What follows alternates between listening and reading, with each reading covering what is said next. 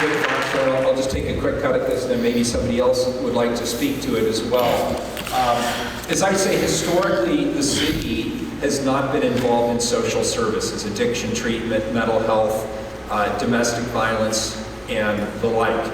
But we have to rethink that paradigm in our community. We have to rethink the way government works, because the reality is people assume that in the city, the mayor and the city council by extension are addressing these issues. And for a long time, I think what happened is people just said, look, it's not my problem, it's the counties or it's the states or it's the federal government. We are now taking ownership, we are putting leadership into place, and we are putting funding and programming into place to address these issues. Let me give you a couple of examples. With regard to housing, we've passed the inclusionary housing ordinance in the city of Portland. That means anytime you see one of these new condo buildings going up, anytime you see a multifamily unit building going up, there is a reservation of a certain number of units in those buildings for people who have lower incomes, because we believe people who work in this community deserve to live in this community, and frankly, we don't want to become a community that's just sort of a Disneyland for rich people. We need people who do service work, we need people who are firefighters and our teachers, we need people who are police officers, we need people who are artists in our community, we need people to support our amazing, incredible food industry, culinary culture in our community, and on and on and on. And so that's been a priority. This community has now passed 2 affordable housing bonds.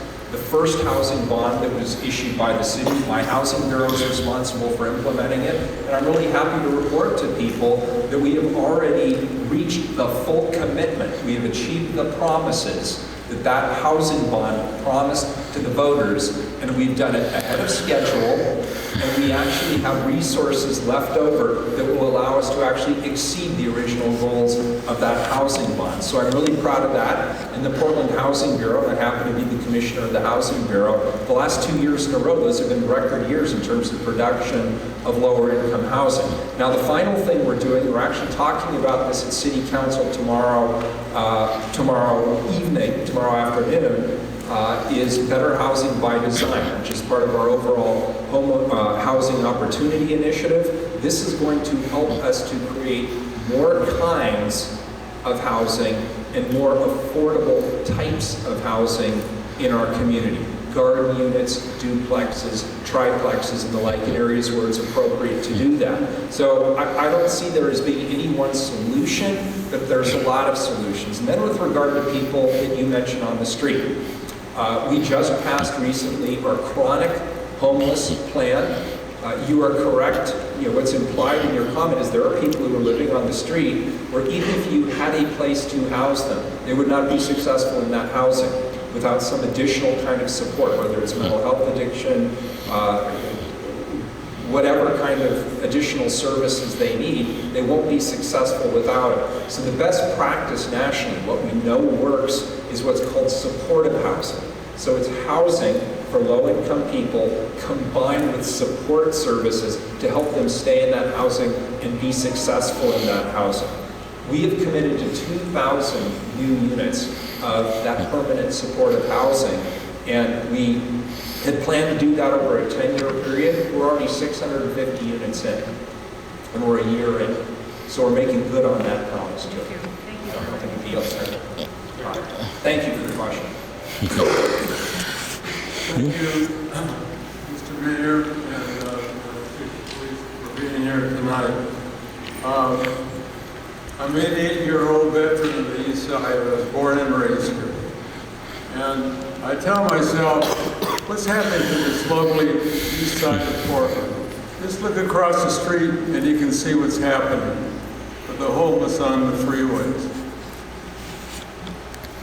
We have property next to Chuck E. Cheese and McDonald's, and about 2.5 acres. And over the past year, we get complaints from the neighbors. We try to keep things clean there. And I had my daughter check. We've spent $10,000 last year just picking up the homeless debris and whatever they leave. And I mean, do we have to do that in the city of Portland? Can't the city come and pick these things up.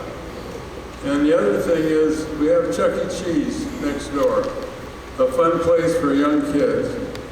They're going to have to put a fence around their parking lot because of the homeless and the garbage that they continue to leave. And why do we have to do that? Well, why do we have to do that in a clean, nice city like we have in Portland? And the other thing is, it's just like these shopping carts that the homeless have. Aren't they property of the businesses in Portland? Why do you allow them to let them have those shopping carts? And anyway, those are a few questions I have. And thank you for listening to me. And thank you very much.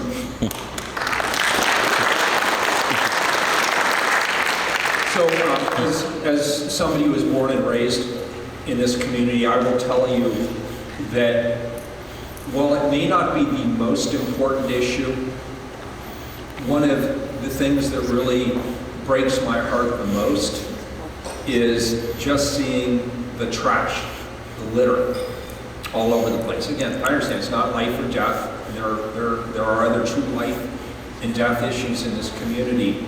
But it says something about the state of society. You know, you've been here long enough, you remember the old days where if somebody threw a coffee cup or something on the ground, you know, a little truck would come by and people in white hazmat suits would jump out and pick it up, right? I mean, it just didn't happen. You know, we were known as one of the most livable cities in the world, justifiably. And now, you know, if you drive in from the airport down I-84, to be honest, it's an embarrassment. And so I have taken it upon my administration and made it our responsibility to address things like litter cleanup. We've partnered with organizations like Solve, some of you may have volunteered with Solve, and we created the Keep It Pretty Rose City initiative, where in every single neighborhood, including Lents, we now have volunteer pickup days where people go out. It's a sharing experience, and it's also an opportunity to reclaim the values of our community. We also have increased actual trash and litter collection throughout the city, and I can't speak to those exact locations that you mentioned, but we have significantly increased that. In the downtown area, the business community contributed to a bunch of new trash receptacles.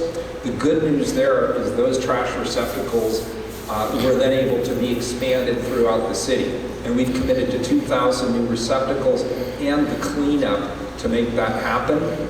You mentioned specifically homeless camps. We're now going to homeless camps and we're providing garbage bags, and our folks go by a few days later to collect those garbage bags, and that's helped in certain areas and certain circumstances. With regard to some of the major right-of-ways, particularly ODOT right-of-ways, we've been in partnership with ODOT to address the livability issues in those public right-of-ways. And as I mentioned before, if you're talking about established homeless camps, if those camps are creating a public safety, a public health, or an environmental hazard, we post those camps. We send social service providers into those camps to try to find alternative and safe arrangements for the individuals who are in those camps. And then when we go back to actually remediate the camp, if belongings are left, we tag them and we bag them, and we save them for the people whose property it is, and we clean the camp. The only way we're going to stop this problem is to stop talking just about the manifestation of the problem, which is people living on the streets, people dying on the streets, and some of the associated problems of livability. The way to solve the problem is go upstream and address what got them onto the streets in the first place. For some people, it's economics. They've been priced out of their housing. For others, it's more serious issues. We don't really have a very good safety net in this community or in this state for people with serious mental health issues. We deinstitutionalized mental health at the state level several decades ago, but we didn't replace it with anything at the local level, and we still haven't. And we also know that nationally, especially up and down the I-5 corridor, we have an addiction crisis. It's meth, it's heroin, it's opioids, And as I said right in my introduction, we're third or fourth in the nation in terms of addiction rates per capita and about 47th in terms of access to treatment. Until we address those issues head on and fund it and support the solutions, we're going to continue to have to deal with the manifestations of the homeless crisis. I'm determined that we will continue to work hard to provide the services we need to get people off the streets, keep them off the streets, and because it isn't just Portland, we're working with other cities all up and down the West Coast to collectively address this crisis. It's a really important issue, and I thank you for your forbearance and your patience. And I hear what you're saying, because I share your view. Hi, my name is Sarah Wenz. I'm the Vice Chair of the Lents Neighborhood Association, and I'd like to thank all the community members for coming and being here together. You guys really bond together and make a really awesome community, and that's why I love living in Lents. I'm a single parent. I just became a single parent due to personal, horrible issues in my marriage, and I was a single parent in my 20s. I have a 20-year-old son. 6 days ago, I became homeless. Last night, I was going to sleep in my car, and some friends pulled through and gave me a room. And I'm a capable woman. I'm college educated. I can network. I have resources. I have friends. I'm smart. I can't imagine what it's like to live on the streets and not have those skills and try to get out of what you're doing, because I called places, I called churches, I called 211. I was told to go to Washington County and register for their pilot program to sleep in my car with my 6-year-old. Sleep in my car with my 6-year-old in November. I was appalled. I called every place looking for a shelter bed. There was nothing available. I want to know what I can do to help my community and help this situation, because I know I'll pull through this. I will. I'm a strong person, I'm smart, and I've got all you great people here that I've depended on and have depended on me. And I want to know what we're going to do to fix this, because it's ridiculous and it's scary and it scares me. And my 6-year-old's in the room over there, and I've sheltered her from what's happening. I mean, she's gone through domestic violence and her dad being addicted to drugs and alcohol, and it's been hard for her, and it's been hard for me. But I have to shelter her. Her safety comes first. My safety, her safety, my health, her health, my happiness, her happiness. But what about the people out there that aren't capable, who don't have college education, who can't network, who can't communicate? How are they going to get through this?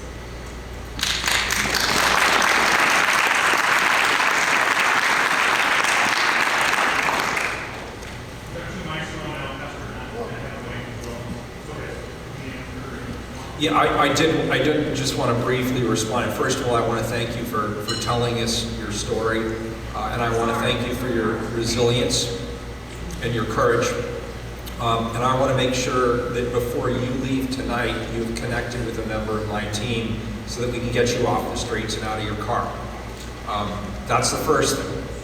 Your second question is a really hard question to answer, which is, how do people who don't have some of the resilience or the strength or the resources or the connections that you have, how do they get help? And the answer is, for too many of them, they do not. And they're still out there. And a lot of them die on our streets.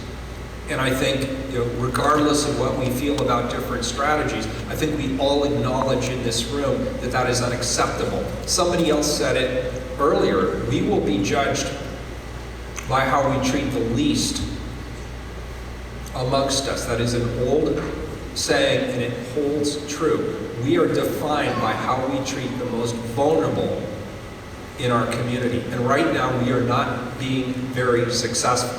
Now, I'm proud of the work that Multnomah County has done around the family shelter system. Weirdly enough, I actually got into politics because I volunteered for many years at the Goose Hollow Family Shelter, which was an emergency homeless shelter for people who had children under the age of 12. And I couldn't believe that in a city as prosperous as Portland, that this problem was as widespread as it was, and it still is. If anything, it's gotten worse. And we've certainly opened more shelters and more services for women and children. But if you look at the data from Portland Public Schools about the number of students who are homeless, living in cars or couch surfing, or even living outdoors, it is unacceptable. And so One way that everybody can help personally is work with us when we try to open new shelters in your neighborhood. Advocate for it. Push back against those who say, no, we don't want a shelter. When we try to create low-cost housing, low-income housing in your neighborhood, work with us and advocate and work with your neighbors to address their concerns or their anxieties about having that housing located in their neighborhood. When we try to provide services, predominantly through the county, but when we try to provide services that could help get the chronically homeless off the streets, like, for example, trying to place a methadone clinic or a needle exchange program, help people to